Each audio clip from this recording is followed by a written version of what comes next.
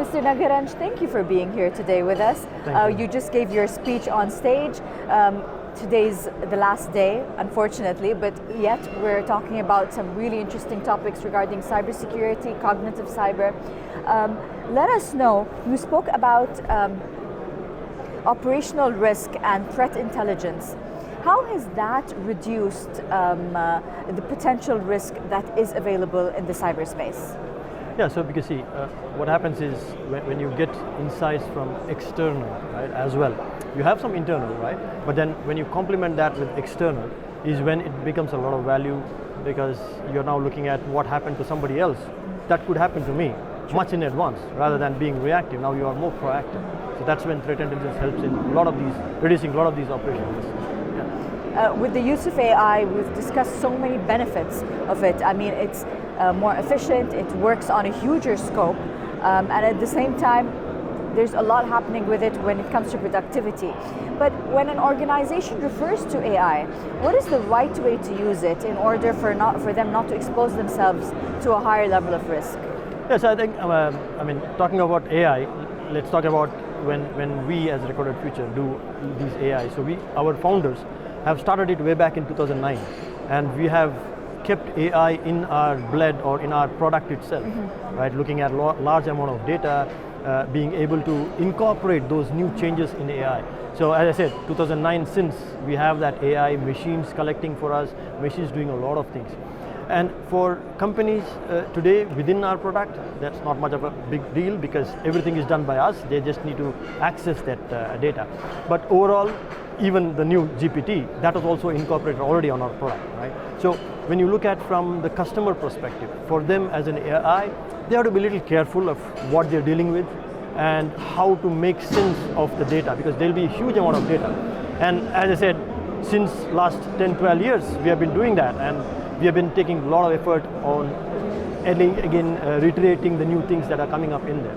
But for new ones, yes, there are a lot of different things that they have to do. They have to have a lot of back-end data scientists to make sense of, because our systems in AI actually understand 23 different languages, can do deep analysis on 15 languages. I mean, this is over a period of time. It's not like just like that. So, but that's the whole idea behind our technology itself. And for customers, yeah, they have to take a step by step, slowly. Imagine the experience that we have got in the last 12, 13 years on this versus a new technology or company that is adopting this. Now is a changing point for almost everybody in the technological field because of all the newness and the developments that are taking place. Are there any challenges right now on how to keep everybody up to date and educate them in the right way? Yes, there are, because sometimes we go by the buzzword, AI, machine learning. Yeah, we have been doing that for quite some time. But then at the same time, they are typically new to this. We have to tell them that you don't need to give this kind of information, you only need to give this kind of information.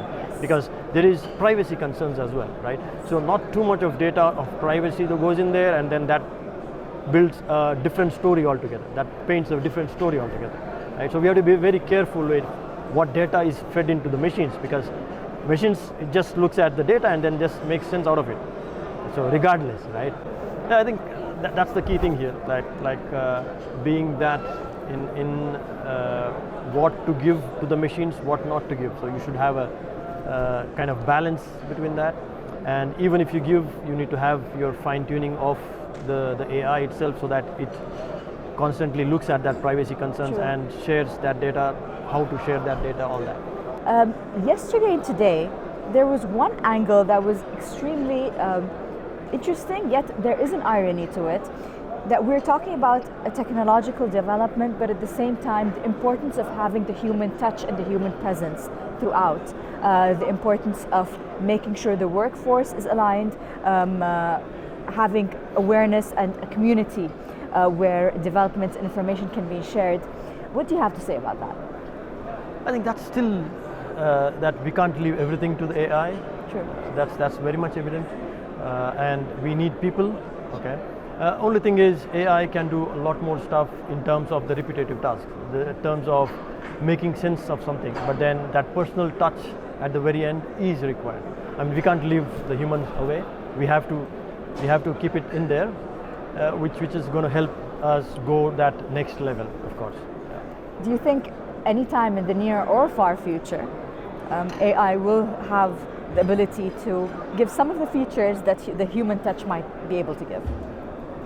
Yes, there could be, yes. There's all possibilities, but I think what I would say is the human touch would still be required. It's like an icing on the cake anyways. Yeah.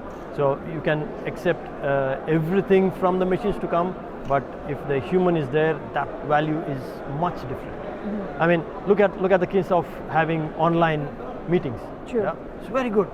No, I mean, everything done.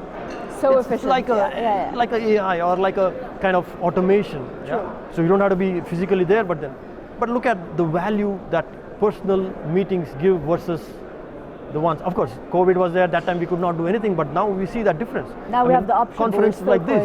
True. I mean, you can have a live. I mean, we had during COVID, we had this online conferences, which was like good at that point of time, but not value. But yes. Look at these conferences like these, which give you a lot of value, personal touch. I mean, that's not going to go away. That's not going to go away. True. Well, we're very happy to have you here this year. I remember seeing you here last year, and hopefully I'll see you next year. Yeah, sure. Thank you so much for your time and your knowledge on stage and in this interview. Thank you. Thanks a lot.